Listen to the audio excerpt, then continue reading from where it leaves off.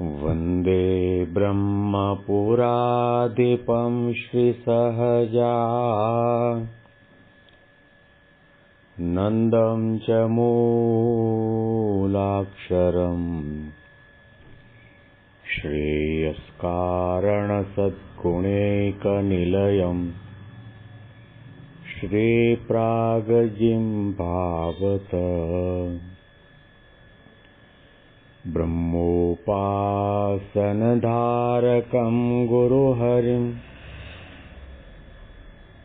यज्ञं तथा योगिनं विद्येवं प्रमुखं महन्तमनिशं श्रीजीस्वरूपं मुदा महिमानो महिमा प्रवचन माळाમાં આજે 27મી ઓગસ્ટ 2025 ગણેશ ચતુર્થીના દિવસે તમામ સંતો હરિભક્તોને મારા સાષ્ટાંગ પ્રણામ. જય સ્વામિનારાયણ. હેપી વચનામૃત દ્વિશતાબ્દી મહોત્સવ. હેપી પ્રમુખ સ્વામી મહારાજ શતાબ્દી મહોત્સવ. ગઢડા અંત્યનું 26મું વચનામૃત આપણે સાંભળી રહ્યા છીએ. અતિ અગત્યનું અને મુદ્દાનું વચનામૃત છે. શ્રીજી મહારાજે ત્યાગી ગ્રહી ભાઈ દરેકના માટે 3 લક્ષણો એવા બતાવ્યા કે જો 3 લક્ષણો તમારા જીવનમાં દ્રઢ કરીને રાખ્યા હશે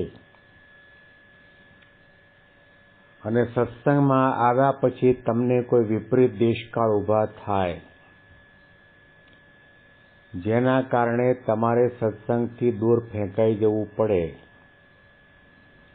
તો પણ જો તમારામાં આ 3 લક્ષણો દ્રઢ કરીને હશે, દુનિયાના કોઈ પણ ખૂણામાં જાઓ તો પણ તમને પંચ વિષયનું બંધન નહીં થાય. જો તમારી બુદ્ધિની અંદર ધર્માંશ પ્રધાનપણે વર્તતો હશે, આસ્તિકપણું હશે કે આ લોકમાં જે કોઈ વ્યક્તિ સારું નરસું કર્મ કરે છે તેનું જે સારું નરસું ફળ તેને જરૂર પરલોકમાં ભોગવે છે. અને ત્રીજું લક્ષણ તમને લોકલાજ આડી આવતી હોય કે જો ભૂંડું કરીશું તો આ લોકમાં માણસો આગળ શું મુખ દેખાડીશું, એવી વ્યક્તિ ગમે તે જગ્યાએ જાય તો પણ એને કોઈ પણ પદાર્થ તથા સ્ત્રીયાદિકનો યોગ થાય તો પણ એના બંધનમાં આવે નહીં. મયારામ ભટ્ટની વાત કરી, મૂળજી બ્રહ્મચારીની વાત કરી, નિષ્કુળાનંદ સ્વામીની વાત કરી. મહારાજે આ 3ના નામનો ઉલ્લેખ કરીને પ્રમાણપત્ર આપી દીધા અને સાથે સાથે મહારાજે એ પણ વાત કરી કે એક તો પોતાનામાં આત્મનિષ્ઠા દ્રઢપણે વર્તતા હોય અને હું આત્મા છું, બ્રહ્મ છું અને મારે વિશે શુભ અશુભ ક્રિયા લાગતી નથી, હું તો અસંગ છું, એવું અંગ જેને વર્તતું હોય. અને બીજું એમ જે ભગવાનનો મહિમા બહુ સમજતો હોય અને મહિમાની બહુ વાર્તા કરતો હોય અને એવું પણ વિચારતો હોય કે ધર્મ વિરુદ્ધ વર્તાઈ જશે તો તેનો શો ભાર છે, ભગવાનનો મહિમા તો બહુ મોટો છે. આ 2 રીતના જે ભક્ત કે સાધુ હોય તેમાં એ બંને રીતના જે દોષ તે ધર્મ પાળવામાં મોટા અંતરાયરૂપ થાય છે. શ્રીજી મહારાજે શિક્ષાપત્રીમાં એટલા માટે આદેશ પણ આપ્યો અને જાણપણું આપ્યું કે મહિમાના ઓથે ધર્મનો લોપ ન કરવો.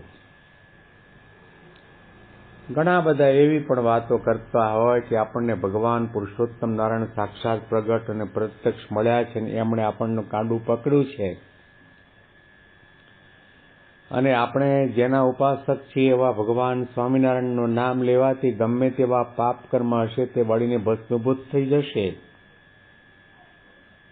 અને એના માટેનું કીર્તનનું ગાન કરીને પણ તમને સંભળાવે, જે સ્વામિનારાયણ નામ લેશે તેના બધા પાતક બાળી દેશે. ગમે તેવા સારા નરસા નાના મોટા પાપ કર્મ કર્યા હશે, તમે એક જ વખત સ્વામિનારાયણનું નામ લેશો એટલે પાપ માત્ર બળીને ભસ્મીભૂત થઈ જશે.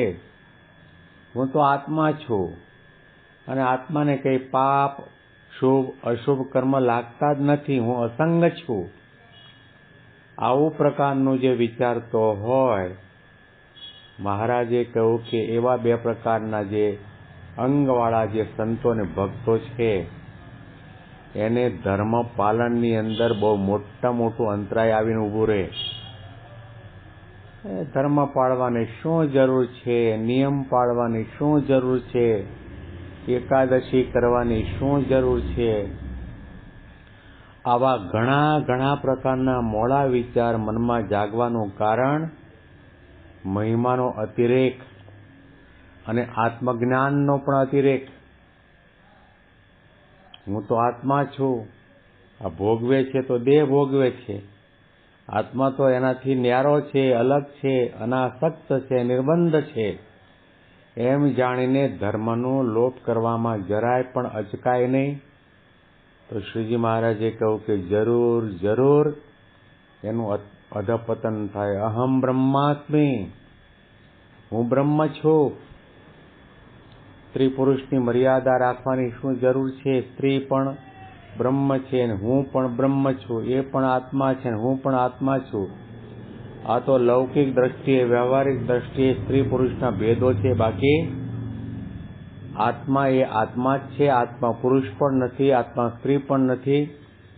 ને ભગવાનનો બહુ મોટો મહિમા છે. ભગવાન તો અધમ ઉદ્ધારણ અને પતિત પાવન છે. અધમનો પણ ઉદ્ધાર કરે, પતિતને પણ પાવન કરે એવા દયાળુ કૃપાળુ છે. આપણું કલ્યાણ નહીં કરે તો કોનું કરશે? આવી પ્રકારના મોડા વિચાર કોને આવે કે અતિ મહિમાનો અતિરેક થઈ જાય, આત્મનિષ્ઠાનો પણ અતિરેક થઈ જાય, તો શ્રીજી મહારાજે કહ્યું કે એને સત્સંગમાંથી પડતા વાર લાગે નહીં. માટે એવી રીતે સમજે તો સારું છે. આત્મનિષ્ઠા પણ યથાર્થ હોય તથા ભગવાનનું મહાત્મા પણ સારી પેટે સમજે અને નિષ્કામપણું, નિર્લોપણું, નિસ્વાર્થપણું, નિસ્નેહપણું ને નિર્માણપણું એ આદિક જે ધર્મ તેને ભગવાનની પ્રસન્નતાને અર્થે સમજીને દ્રઢપણે પાળે અને એમ સમજે જે હું એ ધર્મને પાળીશ તો મારી ઉપર ભગવાન બહુ રાજી થશે અને જો મને કોઈ રીતે ધર્મમાંથી કંઈક ભંગ પડશે તો ભગવાનનો મારી ઉપર બહુ કુરાજીપો થશે. એવી રીતે જેના અંતરમાં દ્રઢ ગ્રંથિ હોય તે ભક્ત જે તે ધર્મમાંથી કોઈ દિવસ પડે નહીં. મહારાજે આત્મજ્ઞાનનો, આત્મનિષ્ઠાનો, મહિમાનો વિરોધ નથી કર્યો, પણ એ બંને ગુણોના ઓથે કરીને ધર્મનો જે લોપ કરતા હોય, મોડી વાત કરતા હોય, ધર્મને, સત્સંગને, નિયમને, સંયમને ગૌણ કરી દેતા હોય એનો મહારાજે વિરોધ કર્યો છે. મહારાજે કહ્યું કે આત્મનિષ્ઠા દ્રઢ રાખે, ભગવાનનો મહિમા પણ સારી પેઠે સમજે અને સંતોના માટે નિષ્કામ, નિર્લોભ, નિસ્વાર્થ, નિસ્નેહ અને નિર્માણ આ જે 5 વર્તમાન છે પાળવાના છે. શાના માટે? ભગવાન મેળવવા માટે નહીં. ભગવાન તો મળી ચૂક્યા છે, પણ ભગવાનની પ્રસન્નતાને અર્થે એ દ્રઢપણે પંચવર્તમાનનું પાલન કરે અને મનમાં હંમેશા માટે અખંડ જાણપણા સાથે વિચાર કરે એ ધર્મને પાળીશ તો મારા ઉપર મારા ઈષ્ટદેવ ભગવાન સ્વામિનારાયણ બહુ રાજી થશે, અને મને જો કોઈ ધર્મમાંથી ભંગ પડશે તો ભગવાનનો મારી ઉપર બહુ કુરાચીપો થશે.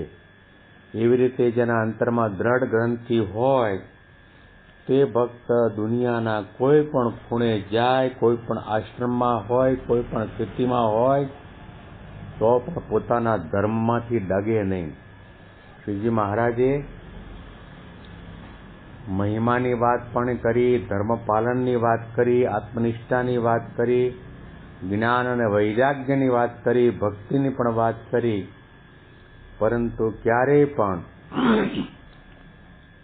ધર્મગૌણ થાય એ મહારાજને માન્ય છે જ નહીં. ધર્મનો લોપ થાય તો મહારાજે કહ્યું કે અમારો ઢોલિયામાં પગ પકડીને બેઠો હોય તો પણ લાખો ને કરોડો માઇલ દૂર છે. એટલા માટે ધર્મ શિરસાકે પાળવો, અને ધર્મ છે ભગવાનને રાજી કરવા માટે પાળવાનો છે, મહિમા પણ ભગવાનને રાજી કરવા માટે, અને સેવા સત્સંગ જે કે આધ્યાત્મિક સાધના વ્રત તપાદિક કરવાના છે એ પણ ભગવાનને રાજી કરવા માટે જ કરવાના છે. એવો પ્રકારનો વિચાર રાખીને જે સત્સંગ કરે છે, સેવા કરે છે, ભક્તિ કરે છે એ વ્યક્તિ ક્યારેય પણ ધર્મમાંથી ચલાયમાન થતી નથી. આના અનુસંધાનમાં વિશેષ વાતો આવતીકાલના પ્રવચનમાં સાંભળીશું. આજે ગણપતિ ચોથ એટલે કે લાડવા ખાવાનો દિવસ એટલું જ નહીં, પરંતુ ગણપતિએ જેવી રીતે નારદજી જેવા સંતની આજ્ઞાથી નારાયણનું નામ લખીને 3 પ્રદક્ષિણા કરી તો તમામ દેવો કરતાં એ મોટા દેવ કહેવાય છે.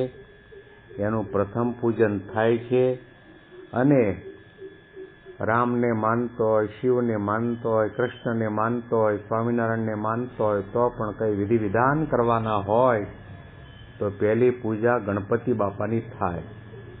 ગણાનાન્ત્વા ગણપતિ ગુમ હવામહે, પ્રિયાણાન્ત્વા પ્રિયપતિ ગુમ હવામહે, નિધિનાન્ત્વા નિધિપતિ ગુમ હવામહે.